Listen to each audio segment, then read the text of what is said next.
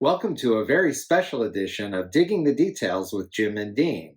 I'm Jim, and I'd like to advise you not to adjust your computers or whatever device you're using because you're not looking at special effects. This is not some kind of split screen, parent trap type thing. We're actually together in the same room, which is a first for Digging the Details. I'm usually in California, and Dean's usually in Arizona. Right here. Exactly. Right here. I'm visiting Dean in Arizona. So we thought it would be great fun and very special if we could do our usual, but in the same room. And in fact, right next to each other. So I'm Jim Fanning, and I'd like to introduce my co-host, Dean Brinkerhoff. Hello, Dean, and how are you today, thousands of miles away? Hello, Jim.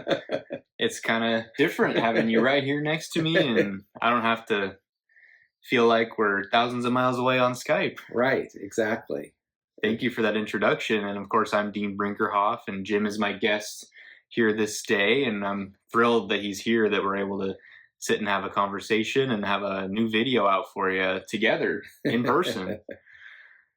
And today we thought that we would interview each other and ask each other some questions just to see what some of our favorite things are and some thoughts on some almost random subjects. I don't really know what Dean's going to ask me, and he doesn't know what I'm going to ask him. But luckily, it can all be fixed in post. Amen. So, Dean, why don't you start? And whatever you want to ask me, as they say, ask me anything. Well, Jim, as we're good friends and have been for quite some time now, about 10 going on 11 years, in fact, I think, at right? least, yes. When I have a friend who has a similar interest like us, I do like to know certain fun facts or stats about them that kind of helps me relate and understand your experiences and thoughts. And since we are both huge Disney fans and honestly Disney historians, I'd like to know from you, Jim, perhaps some of the simple stats. And I know a lot of them already, but I think it'd be fun to kind of do it in this format. Okay. Where it's official and we can share it with the audience too. Well, so we can all get to know each other. Great. And I like this idea because actually that's where Digging the Details came from. That's true. Because we have so many things that we both love and we love talking about them, that our conversations, we were like, well, why don't we just turn our conversations into a YouTube show? Right. So here we are. So that's a great idea. I'm interested to hear what you might be asking. Well, Jim, I thought I'd ask you probably this time 5 questions, and maybe next time we're together like this, we can do another series of questions. But I'd like to know some of the basics, like, Jim, what would you consider your favorite Disney song of all time? That'd be the first one, I guess. Okay, my favorite Disney song of all time is a Sherman Brothers song, which is not really a surprise, and it hopefully is a good choice. And it's Fortuosity from The Happiest Millionaire. I just love it as a song. I love it as sort of a philosophy. I love it as like a character song. I think it works no matter how you look at it. And it's just a great, great song. So that is my favorite Disney song. Wonderful pick. That's a favorite of mine as well. And it's represented in a few places in Disneylands. And one I can think of is Disneyland. On Main Street, we have a Fortuosity shop there. It's incredible. So I've always enjoyed looking at that. Yes, and on Main Street, you can often hear an instrumental version of Fortuosity. Right. As the soundtrack. So, and Tommy Steele, complete incredible showman. I love that song and that whole dance number at the beginning of The Happiest Millionaire. Yeah. And I think even if you find him annoying, as some people do, he's at his best in that song. So absolutely. And we try not to be too negative here on Digging the Details, but there might be a question or two that might get a little spicy, so be prepared. Okay. I'm prepared to plead the fifth and call my lawyer. There you So. go. Next question, Jim, for you is, who is your favorite Disney character? Of course, it's hard to choose. That's probably the thing you can say about all these questions. But I would choose two. My favorite Disney character is Winnie the Pooh, Great choice. and also a tie. I guess I would say it's a tie with Uncle Scrooge. So those two characters are my favorites, and they're kind of like opposite characters. A little bit. Yeah, Winnie the Pooh's so sweet and innocent and charming and childlike, and Uncle Scrooge is kind of a curmudgeon and is very focused, of course, on wealth, which Winnie the Pooh doesn't even know what that is, except storing treasures of honey. So they're both into gold, either gold Right. or honey gold. One very intelligent and the other stuffed with fluff. A very, very little brain. Right. I'm curious, why would you consider those two your favorite?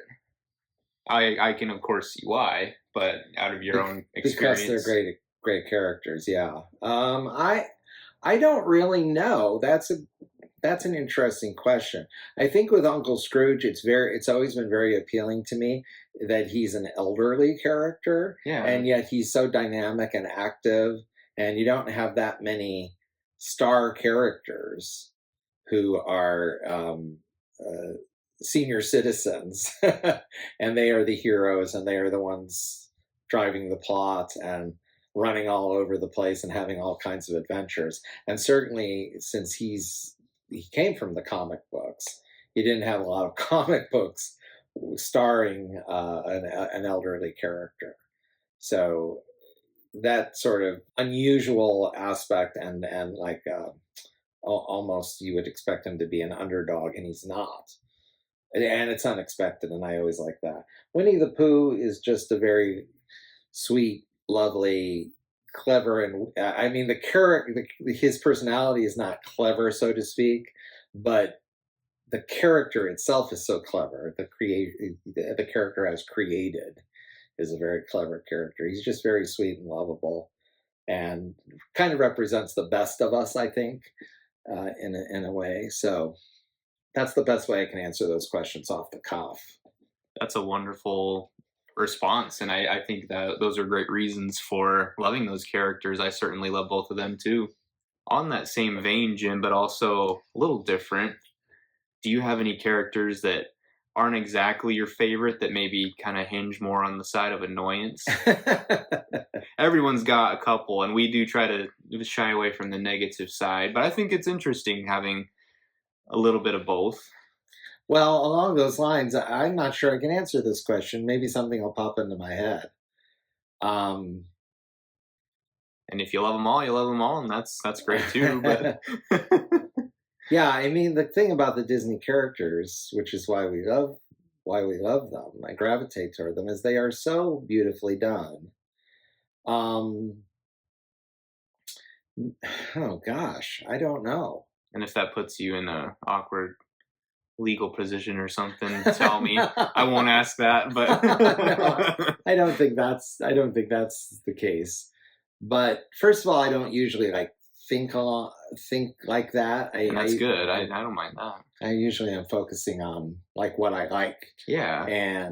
But I'm sure there have been characters where I'm like, that character just doesn't work, and that's just not my favorite. But gosh, I honestly can't think of one right off the top of my head. Now maybe as we go on, the gears will start turning, and I'll think of somebody. But right now, I can't think of anybody. Do you remember me ever saying to you somebody No. that I don't like? Because sometimes I will tell you, oh gosh, I didn't think that worked, or I saw. And in general, I mean, I think you do enjoy a good majority of it. So that was why it was kind of a question. Yeah. And if the answer is that you really don't have one, then there you go. That's the answer. Yeah, I would really have to think, and probably look like a list of the movies. And I know there's a couple characters in some of the shorts of the 50s, the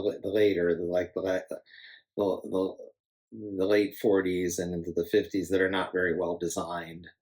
Milton the cat, and some, I guess he's in at least a couple of the Pluto cartoons. He's in Plutopia. Oh, He's yeah. kind of annoying and He's different. not very well designed.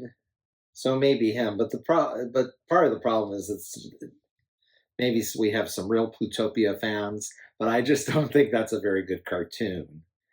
I And think it's entertaining, but well, yeah, I'm sure you do. but I can agree it's different. But what I'm actually thinking of is Cold Turkey. Isn't that the name of it? Where Pluto and Milton are watching they see the turkey on the TV and they go diving into the TV because they think it's real and not just a picture. I may not have seen that one.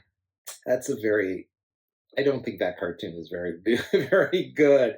So poor Milton, maybe I'm just blaming it on his material rather than himself. But that's the best I can come up with off the top of my head. That's great. Maybe we'll do an addendum someday when it suddenly occurs to me. Right. And if not, then that's your answer, and that's great. I'll take it. Great. Poor Milton.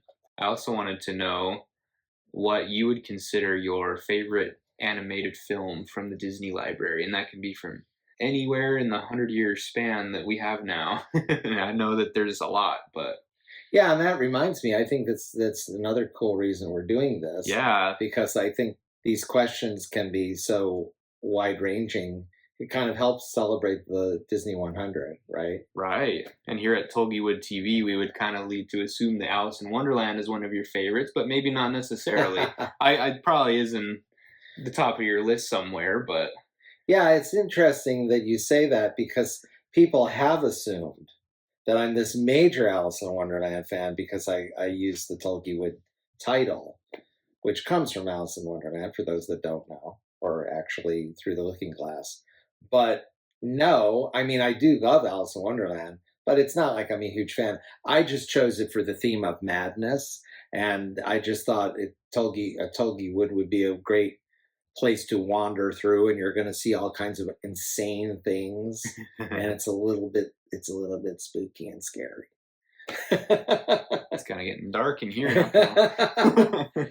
We planned that light change, just so y'all know.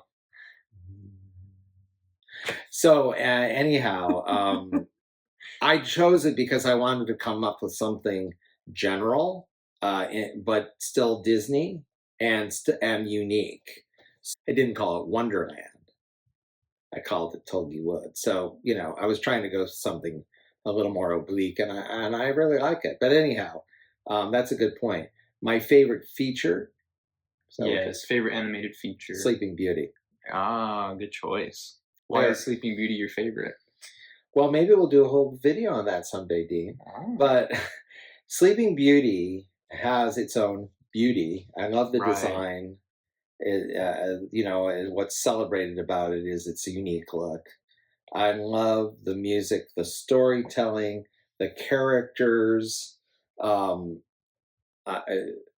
three fairies, Flora, Fauna, and Merryweather are three of my favorite characters, and I just love them. They're so dear, and I love just like everything about it. There's a great villain, great supporting characters. There's just I could just go on and on. So we'll have to do a video about that particular film. That's a good idea. Anyhow, I'd love to do that. Anyhow, it's one of my favorites as well. It's easily in the top 5. In a nutshell, that's the answer. Awesome. Last question for now, at least, on this topic is, who is your favorite Mouseketeer? From, of course, the Mickey Mouse Club. Right, the original from the 1950s. Well, I mean, we could go to the 80s, but never mind. Ryan Gosling. Ah. But yes, the 1950s. Yeah, that's what we're talking about. There were, by the way, there were very talented Mouseketeers in all 3 versions of the show. Even the 70s. That's true. The cast were very well chosen. And I believe I've probably spoken about this before. I know I have written about this in a D23 article that I don't think is up anymore. But even though again, how can you choose? And I think Annette is everybody's favorite, but it's almost like you have to say, okay, Annette's a given. Besides Annette, and then you look at them all; they're also wonderful. Karen and Cubby, but my favorite is Lonnie. Lonnie. Lonnie Burr is my favorite Mouseketeer. And Lonnie, I hope you're watching. That would make me very happy if you were. That's awesome. I've communicated with Lonnie. He's always been very, very nice. I think that he's just great. He's so talented, and he has every talent. He was a professional before the Mickey Mouse Club, and was already singing and dancing extremely well with big stars because he was on some of the variety shows of the era. I'm not sure I knew that. Yeah. So for example, Tommy, and I love Tommy. Tommy was known for his singing voice, and he had to be taught to dance. Bobby, who is also extremely talented, was known for his dancing. Lonnie could do it all. He already had everything, and he was just such a pro that he could do anything. So that's a big. I think that's the big reason that I gravitate toward him. He's just like all. He's like the perfect Mouseketeer. He just has it all, and he's very, very natural. He can talk to the other Mouseketeers, interact with them, talk to the audience, and just do anything that he's called on to do. That's a great answer, and I'm learning all about Lonnie now. I love that show. The Mickey Mouse Club is fantastic, but sadly, there's not a whole lot of access to. I'm sure I can dig up on the internet somewhere, but a little bit, not as much as you would think or hope. Right. Yeah. But I haven't had the full exposure to a lot of, the episodes and the wonderful things that the Mouseketeers did on the show. So Disney Plus, I'm looking at you. We want more Mickey Mouse Club. We absolutely do.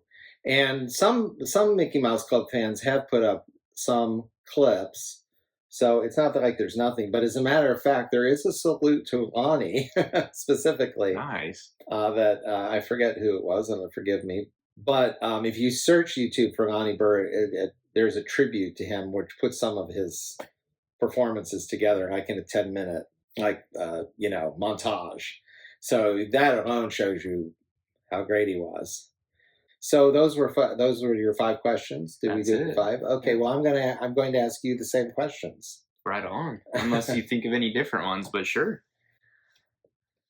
Yeah, you would think something would come to me, but no. Maybe as I'm going on. So, what is your favorite Disney song? I'd have to say my favorite would be The Second Star to the Right. Oh, that's right. And I think this has potentially come up in a past video. We have talked about this before. I was not even thinking about that. I wasn't either. When you asked, but actually, questions if needed. But well, it's whatever. Never. It all bears repeating. But actually, our very first Digging the Details was our favorite songs. Now that you're mentioning it, maybe we can just reference it. Yeah. Well, we're doing it right now. Yeah. So. That's fine. I didn't remember that until you said what your song was, and then I was like, "Oh, that's right," because we had actually done that as sort of a test. True. And just to put it together and see how it was going to work, and then it came up pretty well. So we actually put it up. If you've seen that video, you already knew what our answers were. If you haven't seen it, now you don't have to watch it because we just told you. Yeah. But watch it again. And if you want to hear more Dean's reflections on that, you can go to that video. We'll just move on. Sounds good. Yeah. But that is a beautiful, beautiful song, certainly. What about your favorite Disney character? It's pretty basic, pretty straightforward, but I love Donald Duck. Donald Duck always cracks me up no matter what time of day. And I got a little tribute to him up here on the couch with the Walt Disney Treasures DVD set that I'm very proud I just found and scrounged up on the internet, and I now own all of the Donald cartoons. Because that's volume 4. Yep. So yeah. It seems to be the most elusive. I don't know. It seems It's to me that tricky to way. find, Yeah, yeah. yeah. So thank you to that seller that gave it to me at a great price. But I do love Donald Duck, and I think he embodies a lot of emotions that a lot of characters don't get to necessarily always show or express in other cartoons. Mickey's pretty mild mannered, and Goofy's quite goofy, but Donald gets to kind of have a wide range of funny comedy and anger and the whole shebang there of emotions. Yeah, And he does. He does run the whole gamut because yeah, he's not always angry. Sometimes right. he's very happy and cheerful and confident what he's going to do, and then the other emotions come into it too. So he does run the gamut. And I think one of the funniest examples of that is in the cartoon Donald's Camera, where he's looking at buying a fancy new photo camera to take pictures of the beautiful birds, and he sees the poor stuffed animals in the next window, and oh, how could anyone ever do that to the poor things, those poor little fellows? But by the end of the cartoon, he is full war zone against this bird that's been harassing him the entire cartoon because he won't let him take a photo. So that pretty much sums up Donald Duck. That's a great choice for a Donald Duck cartoon that sums everything up. I would not have thought of that title. The Stark, the beginning, he's so pacifist, and in the end, he's full war. Warmonger. Great choice of character and representative cartoon. Wonderful. So the challenging question, I think, because so many of the characters are fantastic. Do you have a Disney character that's one of your lesser favorites? I do. I sadly have a couple, but I won't. I'll just say one. In Treasure Planet, because it's fresh in my mind, I don't particularly like the flatula alien, the alien that has a lot of fart jokes. I always think that was rather out of place and a little too silly for Treasure Planet. Treasure Planet does have a few um, edgy places, and it does have a few characters that are quite comical, like Morph, and I'm trying to think of others off the top of my head here. But the flatulent alien, I think, was a little almost borderline inappropriate Mm. for the grandiose nature Treasure Planet was kind of going for and shooting for, and I think Or some of those things were kind of or pulling Di- it back, or and Disney. Disney in general. Yeah. Well, I completely agree. Luckily, he's an extremely minor character. And that is Yeah. the good plus of that. So I don't even. I mean, I agree with you, but I don't spend any time thinking about him. It would be Right. It would be a bigger problem if he was a major character. Exactly. So. And quick little, easy to fast forward through scene with Jim meeting him, but I do love that movie a lot. Mhm. And I just kind Me of get too. frustrated with some of the tiny things that sort of hold it back a little, but Yeah. I do not like the flatula guy. Okay, well, wasn't expecting that to come up. If you had to pick, what is your favorite Disney animated feature Of all time, of all time? Sleeping Beauty is a great answer. However, I think of Peter Pan most of the time because Peter Pan, for me, always seems timeless and it always seems fresh. The characters are so well developed, and I love the animation in general. I hate to say in general because it all stands out so much, but the entire production is just so beautiful and so artful. And like I'm hinting at, I love the music, and as I stated previously, I do love Second Star to the Right, and kind of find it to be a very Disney song, very very Walt Disney even. And Peter Pan really embodies the inspiration and storytelling of Walt Disney and his staff. So I would say Peter Pan. Great choice. Hard to argue with that. It always seems very new to me, even if I've watched it 100 times. So Oh, well, that's really saying something. yeah, Yeah. Great. Well, of all the greats that there are, it's really a salute to Peter Pan that was your choice. And what about the Mouseketeers? Do you have a favorite Mouseketeer? well, as you so put, Annette is kind of the obvious, but I do think Annette Funicello is my favorite.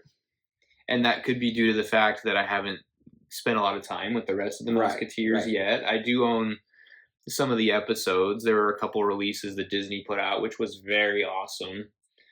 But I do think my opinion isn't as developed as it could be, especially compared to yours, because I haven't seen every single episode. But yeah, I do really like Annette Funicello, and she went on to be a huge Disney star. So naturally, I love everything that she's done in later years. But on the show, she was very delightful and talented, of course, and handpicked by Walt Disney. So that says a lot. Yeah, for sure. And she's very natural and has a natural charisma Yeah, about her.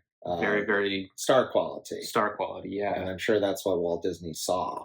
agreed. So it comes through. It comes through no matter what she's doing. She can be Definitely. doing nothing, and it comes through. Yeah. So you cannot argue with that choice. That's for sure. Great. So those are just some general stats, I guess you could say. Yeah. And now we're going to ask each other some questions, specific questions that we don't know what each other is going to ask. So do you want to start, Dean? Sure. And do you want to like popcorn back and forth a little Yeah. bit on that one? Yeah. So would you like to go first and I'd love to. fire away? Sounds good. Well, Jim, is there a character, Disney or non-Disney, this could be anywhere in the entire universe, that you actually particularly like writing for the most? It could be a character description type of thing, or a comic book dialogue balloon. Is there a character that stands out that you've enjoyed working with? Well, thanks for narrowing it down, first of all. You're welcome. The entire universe is certainly, that's a very Only to imply that this is beyond the realms of Disney too, if you need to Gotcha. or want to. Well, I love so many non-Disney things as well.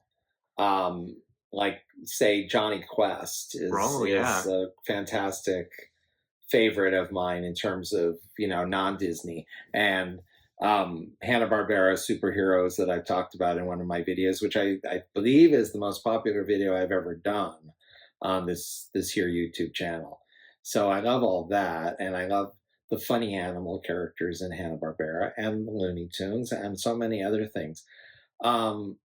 I have had the opportunity to write about or for some of the Looney Tunes characters, and they are great to work with, great fun, great characters.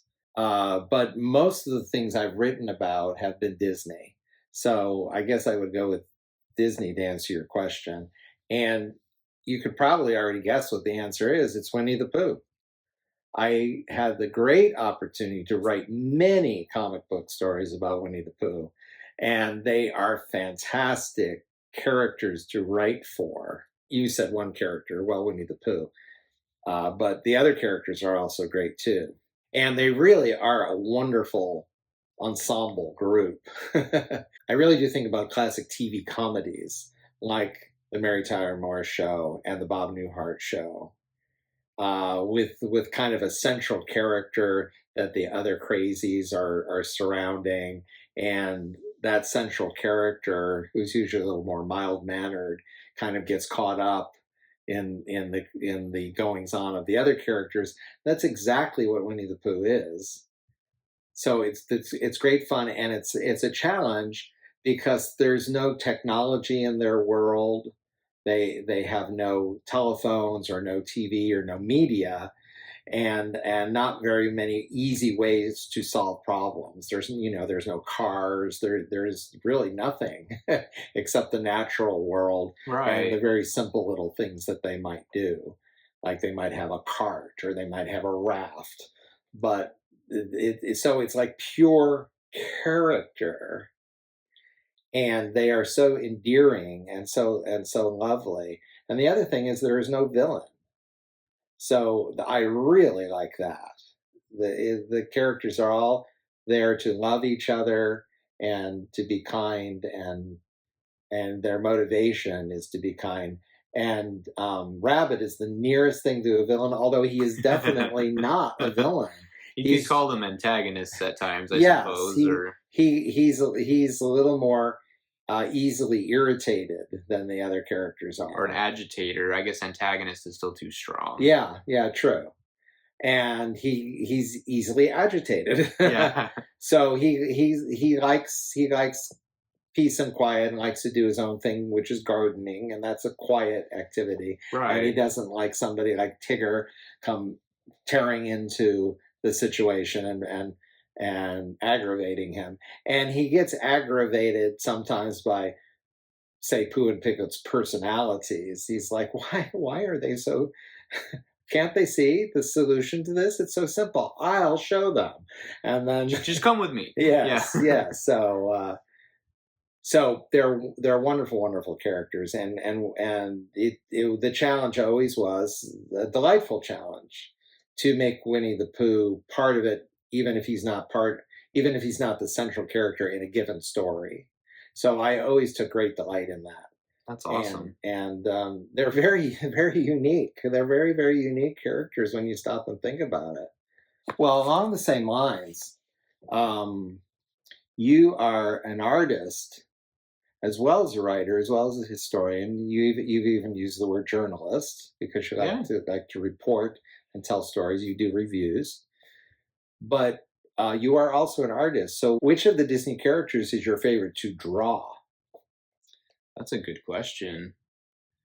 I would say the easiest for me to draw is the head of Mickey Mouse.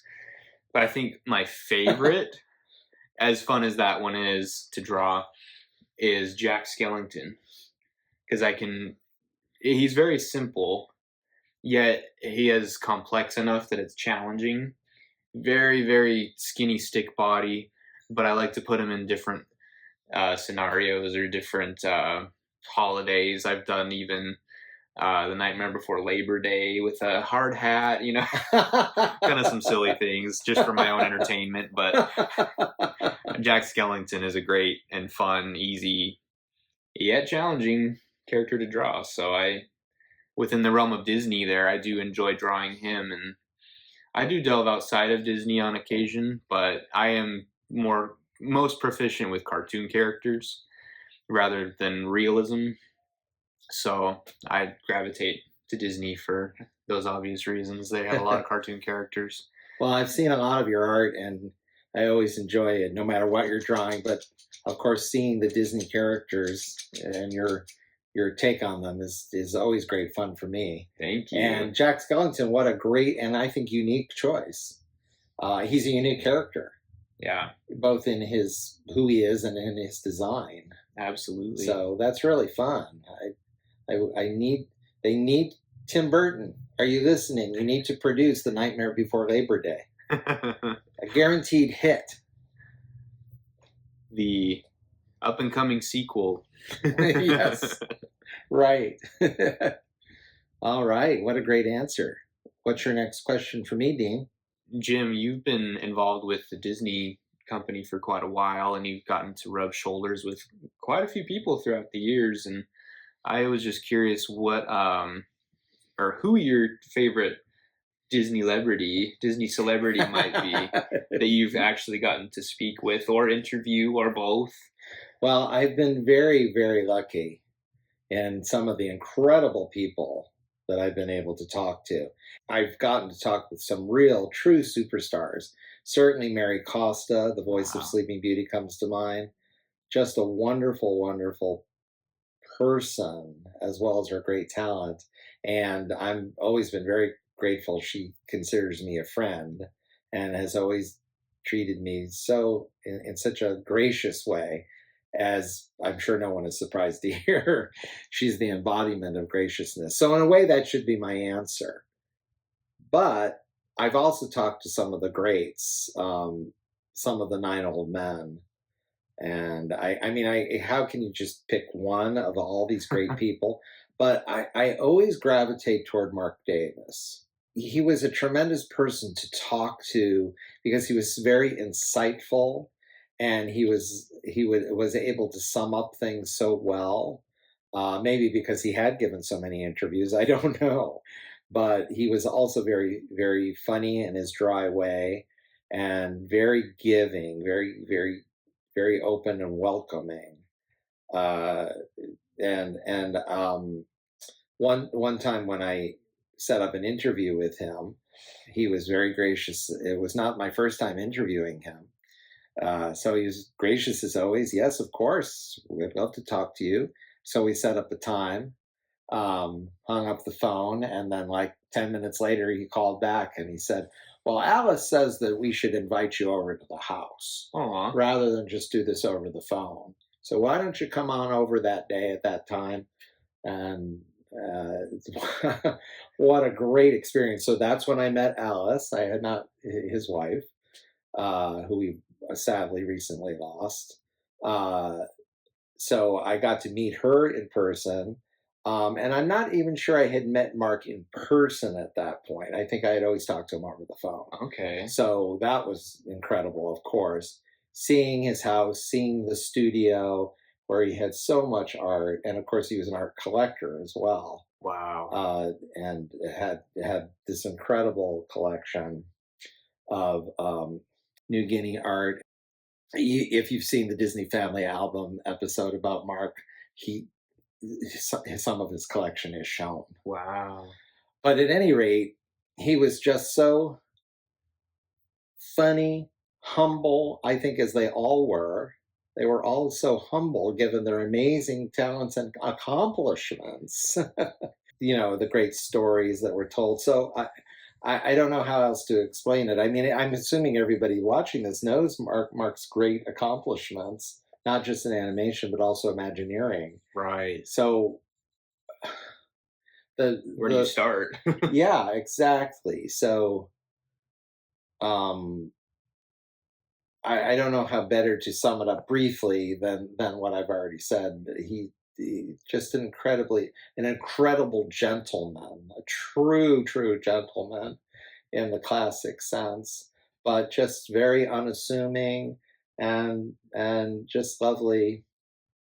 Can't say enough about him, and you're just in awe of what Walt Disney's Renaissance man, as he was known, which says a lot. I can only imagine how amazing that would have been to be in their house and be at their feet looking at everything.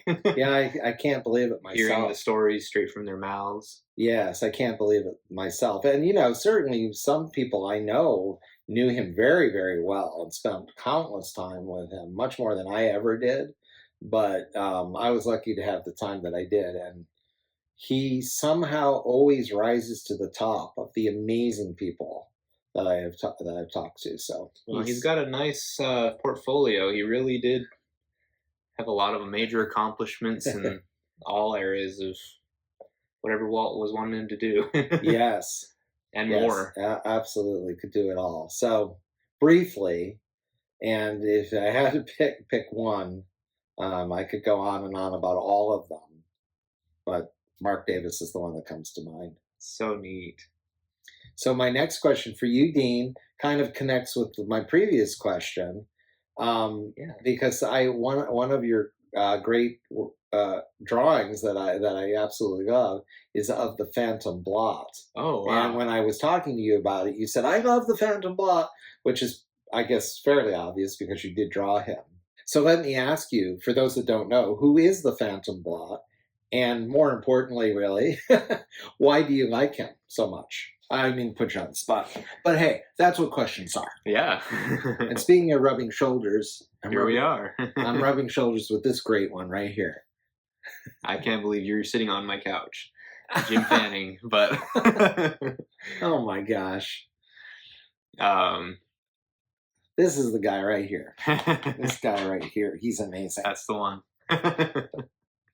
I do love the Phantom Blot, and I am so glad you enjoyed my drawing. It's fantastic. Of course, we'll show it. I did a drawing of him for Inktober last year or the year before, and it was a delight to put so much ink on one page. But the Phantom Blot appeared in 1939 in the Mickey Mouse comic strips, and eventually later was such a popular character that he garnered his own series of books in the 1960s. So he was pretty well known back then, and sort of fell into obscurity a little bit, but was revived in the Epic Mickey series of video games that were not too long ago, but they're starting to get some dust now and fade into obscurity again. But the Phantom Blot, as soon as I discovered him, I thought he was a great mysterious. Um, don't even know if he's a villain or what, but he seemed to be very, very interesting and creative. So I sort of latched onto him and found him to be really cool. And I've drawn him a couple times, but the last Inktober drawing I did was kind of my magnum opus for the Phantom Blot. He's a perfect character for Halloween. Yeah, so I thought that he was, as you say, perfect. Yeah, he is definitely a villain. He's a big time villain. Yeah, as we found out later. he's quite evil. I mean. And his design, and you've alluded to that must appeal to you, because for those that don't know, he's shrouded in black. So he's just like this black, like a black ghost with feet. Yeah. Yeah, he's ghost-like, even though he is not a ghost. So that's why they called him the Phantom Blot, because he just goes by the Blot. But they added, in describing him and titling him, they added Phantom to show that he's mysterious and no one really knows who he is. I mean, once Mickey defeats him in the original appearance, it's revealed who he is, and they take his shroud off, and gosh, who's this underneath? It's incredible to me that he got his own comic book series, because traditionally, I mean, in recent times, and I mean recent decades, the villains are very celebrated. They're given their own merchandise and their own attractions even. But villains were not that celebrated in their own right so much in those days. So I think the Beagle Boys and the Phantom Blot, they both got their own comic book series in the same year, which I think was 1964. And they were the first villains to be given that from anybody. I think since then there's been like Joker comic books, and other villains have gotten their own, but but good old Phantom Blot was the first. So he's a very, very unique character. He's very murderous. He was always trying to get rid of Mickey, and spooky. Yeah, spooky and menacing. Can I use that word? Menacing. Only I can use menacing. Okay. But threatening. You can borrow it for now. Okay. Threatening asterisk menacing character. So I really love that drawing, and I've always thought he's a great character. And he kind of became a cult character. People remembered seeing the comic book. People that were around in the 60s, they remembered seeing it and like, who is this? Why did he get his own? And then other people would come along and find out about the comics. Well, who is he? Why did he get his own comic book? So, right. So he's a fascinating character. So this was supposed to be you answering my question. I've done all the talking. You're used to that. You're fine though.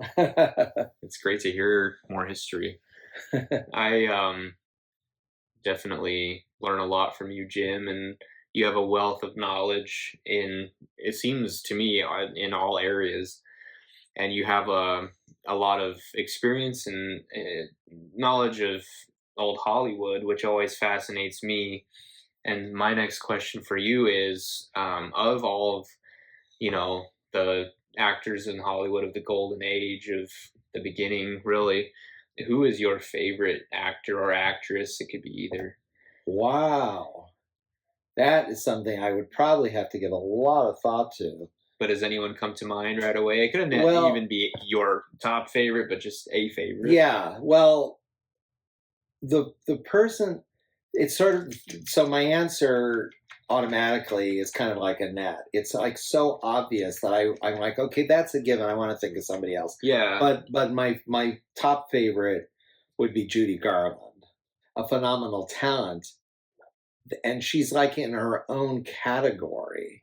There is no one that, there's many greats, but there's no one that has all her talents at that level that she's at. That's You know, true. she's been called the greatest entertainer of all time, for example, and it's not just hyperbole. She just could do it all, and she did movies, television, stage, her concerts, the way she did these electrifying performances that the people that were in the room with her were so, I mean, mesmerized is not the right word. She was so dynamic and could do it all.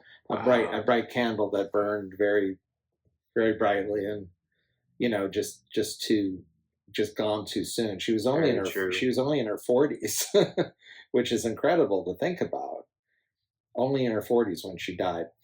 Well, you know, there's so many. Like I think of um, Fred Astaire, who was just such a natural, and I mean his ease in front of the camera, aside from his incredible dancing talents, but he was very at ease with comedy and just everything. Um, I think of like the great actresses like Barbara Stanwyck, Yeah.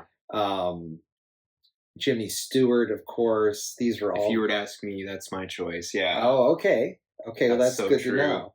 Well, Jimmy Stewart is a definite great choice. But I think I would also think of Audrey Hepburn. Oh, She might yeah. be someone that I would choose next to Judy Garland. And it's very interesting because she came along in the 50s and was very young. So she was acting along with Fred Astaire and others who were very well established already, and here she was, kind of out of nowhere it seemed, and she was just not only extremely talented, but like her own person. There was nobody else like her, and how, you know, how does that even happen? True. And like right out of the gate, her first movie was Roman I was Holiday. gonna mention we just watched that for the first time. Is that right? Didn't she win Best Actress for that? Yeah. So right out of the gate, and she, you know, she's acting opposite Gregory Peck, who is so well established, and she's just like, no problem. I'm just holding my own. You know, just plop me down in the middle of this, and like, who are you? And she was just had her own unique style and her own unique look, but she was so so adorable and so accessible. She was not haughty or like on a pedestal, despite her uniqueness and her great beauty. So she's someone that is a fascinating character and fascinating on screen. She was comedic, but also not too goofy. Right. Very elegant. Right. And she did everything her oon way. So when she did comedy, it was her own style. Right. And just absolutely delightful. I love that. Good, yeah. And I'm so impressed you watched Roman Holiday. That's really good. Yeah, it was entertaining. Yeah, it's a great film. Great. As a Disney historian who loves all things Disney, not just animation, Right. not just live action, not just Theme parks or TV, exactly, theme parks. So I thought I would ask your opinion. When you go to Disneyland, what do you look for in a great cast member? Oh. Well, there are a lot of examples of great cast members, and I've certainly met a lot and seen a lot. There are some that do stand out more than others, I suppose. I guess the longer they've been there, they know how to talk to the guests, or I don't know what it is. Maybe they just have their own certain charisma with, you know, talking to people and skills with public speaking, but and customer service.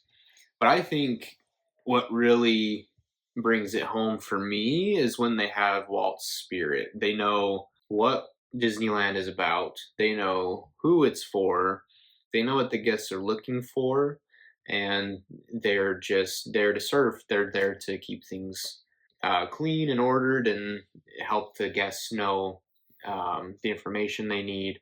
We've run into several cast members who are extremely helpful to us whenever we have a question, or or if we're having like I choke and die right now.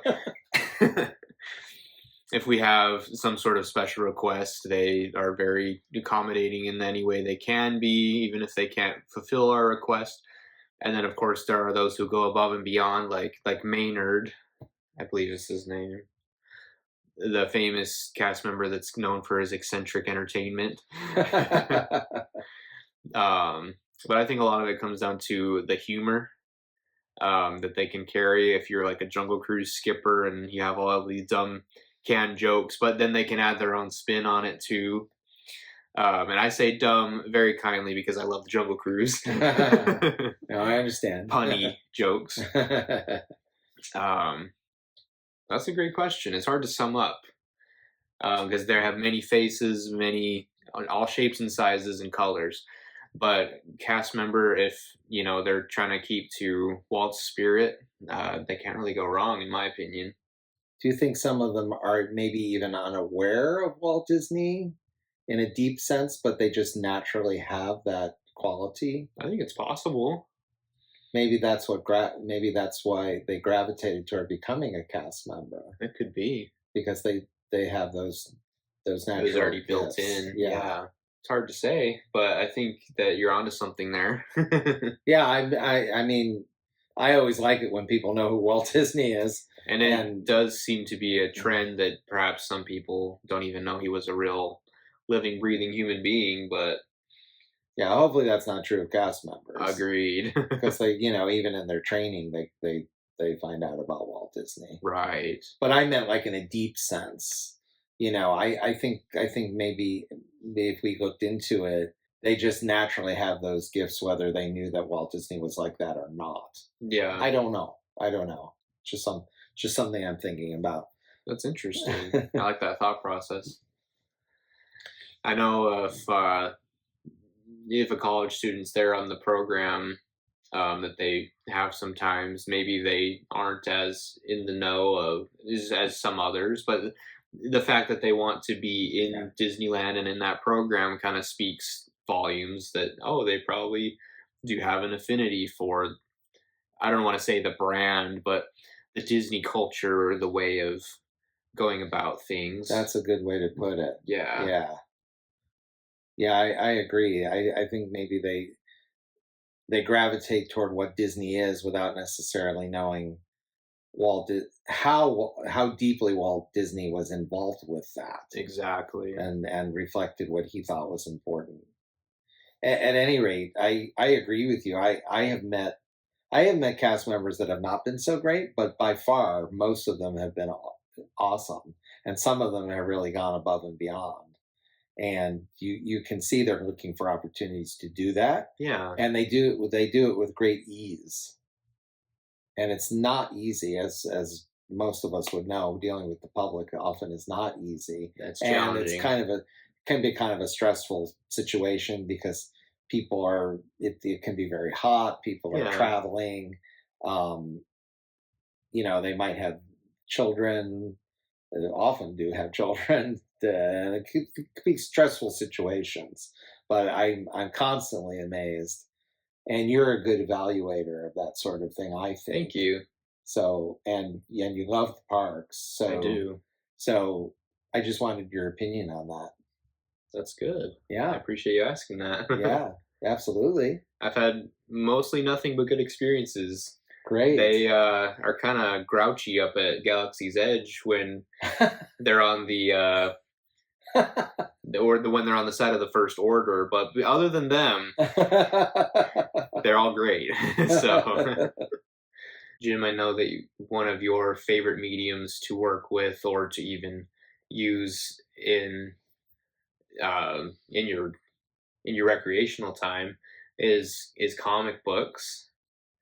Do you have a favorite comic book series that you enjoy reading? So I don't read a lot of modern comic books, not really just that I don't want to, but I think that there's what has turned me off a little bit, even though we're trying to avoid the negative, is art.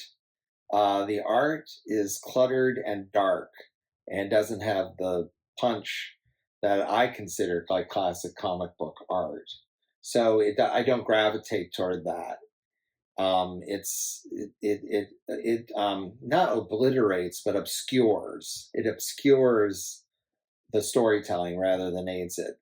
Of course, I can see that. that's a generalization, but at any rate, I usually read more like classic comic books. Not to your surprise, but in the Disney category, Uncle Scrooge would be the comic book series that I like best.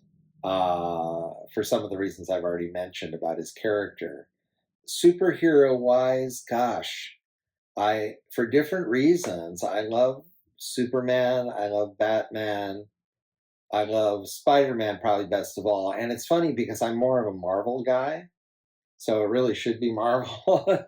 But Superman and Batman established the genre, so I will go back and read some of the older stuff. And out of that, in the 60s, so it's 20 years later, sprang Marvel. And the thing is, Marvel seemed real. They were going for a realism that, at least at the time, Superman and Batman didn't really have. Interesting. Yeah, so right now, I think Marvel's more my thing, but I'm fascinated with the history of Superman and Batman. So kind of a long answer, but my favorite superhero character by far is Spider-Man.